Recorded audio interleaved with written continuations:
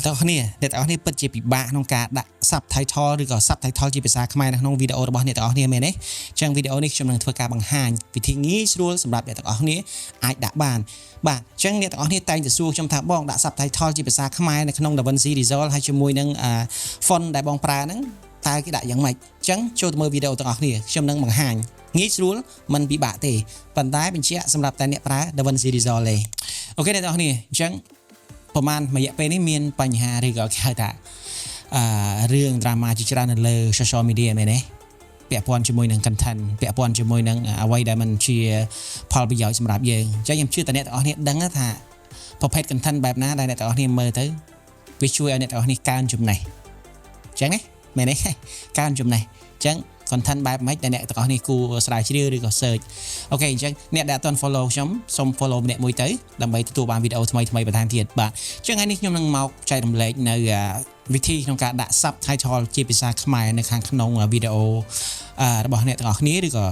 អ្វីដែលខ្ញុំតែងធ្វើរាល់ដងហ្នឹងបាទអញ្ចឹងវីដេអូនេះគឺ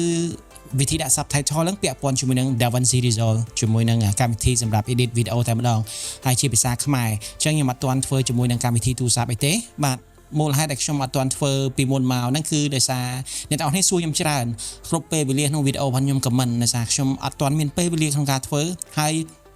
software ខ្លះឬក៏បច្ចេកវិទ្យាមួយចំនួនហ្នឹងវាជួយវាមានលក្ខណៈពិបាកបន្តិចបើសិនជាអ្នកធម្មតាប្រហែលជាអាចនឹងពិបាកក្នុងការស៊ូទ្រាំនិងធ្វើការនៅក្នុងការបញ្យល់របស់ខ្ញុំឬមួយក៏ពិបាកក្នុងការធ្វើតែថ្ងៃនេះខ្ញុំមានAI មួយដែលជា AI agent មិត្តភ័ក្តិរបស់ខ្ញុំគាត់បានចងក្រងឲ្យបង្កើតវាឡើងដែលវាធ្វើអ្នកទាំងអស់ងាយស្រួលពីមុនក្នុងការដាក់ subtitle ខ្មែរវាមានលក្ខណៈពិបាកច្រើនអ្នកនរគ្នាត្រូវការថតវីដេអូហើយ export វីដេអូរបស់យើងមិនមែនវីដេអូ export ជា audio របស់យើងជា MP3 ហើយយកចូលទៅក្នុង Google AI ដើម្បីឲ្យវា transcribe មកជាភាសាខ្មែរហើយទាញយកភាសាខ្មែរនោះទៅចូល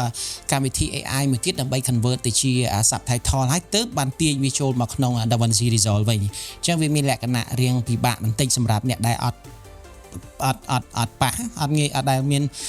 បទពិសោធន៍ពិបាកតែកម្មវិធីមួយនេះវាជា AI agent មួយមិត្តភ័ក្តិរបស់ខ្ញុំគាត់បានបង្កើតគាត់ជាខ្មែរទេប៉ុន្តែឥឡូវគាត់ទៅនៅបារាំងដែរគាត់អត់សូវមានធ្វើគាត់គួយស្រាវជ្រាវដើម្បីចងក្រងជាកម្មវិធីហ្នឹងដើម្បីអ្នកទាំងអស់គ្នាងាយស្រួលអញ្ចឹងកម្មវិធីហ្នឹងស្រួលទេអត់អីពិបាកទេអូខេអ្នកទាំងអស់គ្នាសួស្តីឥឡូវនេះខ្ញុំនៅលើ DaVinci Resolve ហើយនេះគឺជាវីដេអូដែលខ្ញុំបានកាត់រួចហើយអ្វីដែលយើងត្រូវធ្វើដើម្បីយើងទាញយក audio ដើម្បីទៅ convert ជា subtitle នៅក្នុងកម្មវិធី AI agent ហើយតបមកយក file SRT ហ្នឹងដើម្បីមកទម្លាក់ធ្វើជា subtitle ក្នុង DaVinci Resolve វិញនោះគឺយើងធ្វើដូចសុំតាមដានជាមួយខ្ញុំអូខេឥឡូវយើងចូលមកក្នុងពាក្យនេះកន្លែងយើង export នៅលើ DaVinci Resolve ណាហើយយើងយកពាក្យ audio ណាហើយយើង export audio នេះជា MP3 ណាអ្នកទាំងអស់គ្នាអញ្ចឹងយើង export តែ audio ទេនៅលើtimeline track របស់យើងនេះយកចាំតិចយើងយក all track ក៏បានដែរយើង mute នោះចោលហើយបាទអញ្ចឹងយើងយក render អញ្ចឹងដំបូងឡើយយើង export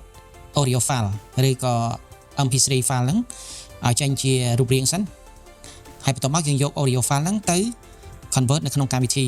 AI agent មួយហ្នឹងដែលបានបង្កើតឡើងដោយមិត្តភ័ក្តិរបស់ខ្ញុំហ្នឹងអញ្ចឹងងាយស្រួលទេសំខាន់យើងមាន audio file សិនឬក៏ MP3 file សិនអូខេឥឡូវខ្ញុំ convert រួចហើយអញ្ចឹងឥឡូវខ្ញុំត្រឡប់ចូលក្នុងកម្មវិធីមួយហ្នឹងបាទនេះកម្មវិធីមួយហ្នឹងណាខ្ញុំនឹងតម្លាក់ link ឲ្យអ្នកទាំងអស់គ្នាមើលតើយើងនឹងធ្វើយ៉ាងម៉េចអូខេឥឡូវយើងចាប់ផ្ដើមupload file របស់យើងខ្ញុំ refresh មួយសិនអញ្ចឹងនេះគឺជា interface ឬក៏មុខងារអញ្ចឹងនេះគឺជាកន្លែងដែលយើងត្រូវការ upload file អញ្ចឹង upload MP3 យើងចុចលើសញ្ញា select file ហ្នឹងមកហើយយើងទៅរកaudio file ដែលយើងexport ហ្នឹងមកបាទនេះគឺជា audio file ដែលខ្ញុំ export រួចហើយហ្នឹងគឺ MP3 ណាចុច upload មកអូខេឥឡូវ file វាចូលហើយ14 MB ជាងយើងធ្វើការ generate នេះកន្លែងដែលយើងត្រូវ generate យើងត្រូវចាំរយៈពេលរហូតទាល់តែកម្មវិធីហ្នឹងវា generate ហើយ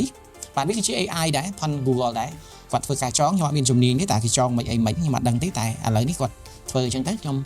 មើលតាមអ្វីដែលគាត់ធ្វើហ្នឹងទៅអញ្ចឹង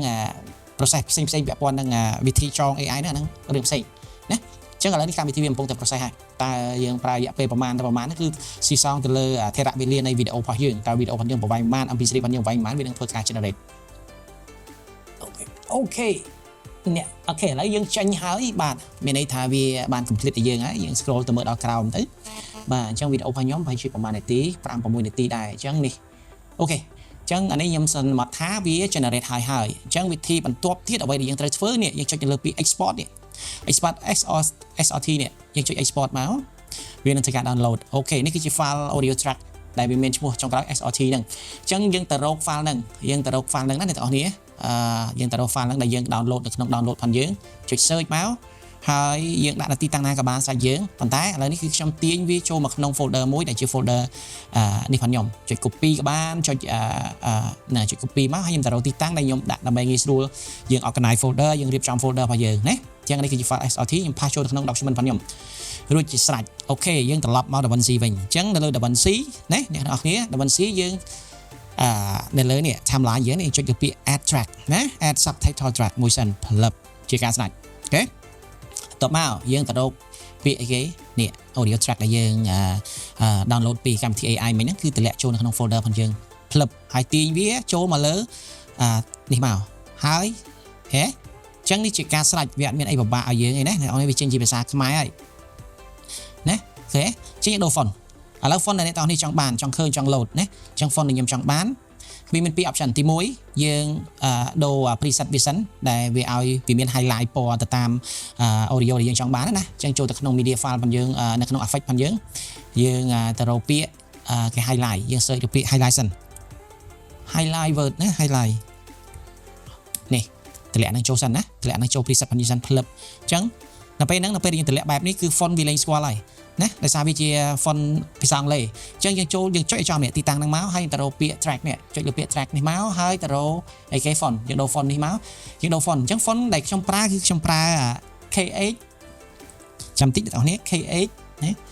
KH ចាំខ្ញុំនឹងតម្លាក់ឈ្មោះ font នឹងឲ្យអ្នកនរគ្នាណា KH Ang Friday អូខេអញ្ចឹងឥឡូវនេះវាចេញហើយជាភាសាខ្មែរគឺវារត់ហើយណាអ្នកនរគ្នាតែយើងធ្វើការ adjust វាយ៉ាងម៉េចសេរីសាយតាមអ្វីដែលយើងចង់បានជាងយើងបើកសាយមកអូខេឥឡូវនេះគឺវាចេញហើយណាអញ្ចឹងជាការស្រេចអញ្ចឹងរាល់ពាក្យពេចន៍ឬក៏ថេរវេលាដែលវាអាចមិនសូវជាស៊ីគ្នាបន្តិចតួចអ្នកនរគ្នាធ្វើការសេរីទៅតាមហ្នឹងទៅអញ្ចឹងនេះគឺជាកម្មវិធីដែលអ្នកនរគ្នាធ្វើការ generate នៅ subtitle ជាភាសាខ្មែរដោយអ្នកនរគ្នាមិនចាំបាច់ចំណាយពេលវេលាធ្វើដូចពីមុនដែលខ្ញុំនិយាយណាអញ្ចឹងហ្នឹងគឺអញ្ចឹង follow តាមវីដេអូរបស់ខ្ញុំទៅជាការស្រេច font ខ្ញុំនឹងតម្លាក់នៅក្នុង comment ខាងក្រោមអ្នកនរគ្នាអាចធ្វើការ download ហើយ AI agent ដែលជារបស់មិត្តភក្តិខ្ញុំដែលគាត់បង្កើតក៏អ្នកនរគ្នាអាចចូលក្នុង link ខាងក្រោមបានដែរអញ្ចឹងវីដេអូរបស់ខ្ញុំមានតែប៉ុណ្្នឹងទេអាចជាចំណេះបន្តិចតួចសម្រាប់អ្នកទាំងអស់គ្នាយកទៅសាកល្បងដូចខ្ញុំបញ្ជាក់គឺសម្រាប់តា DaVinci Resolve ទេខ្ញុំអត់ទាន់មានពេលវេលានឹងធ្វើទៅលើកម្មវិធីផ្សេងទេតែបើសិនជាខ្ញុំមានពេលខ្ញុំនឹងធ្វើការស្រាវជ្រាវសម្រាប់អ្នកទាំងអស់គ្នាអញ្ចឹងអរគុណជួបគ្នានៅវីដេអូក្រោយបាយបាយ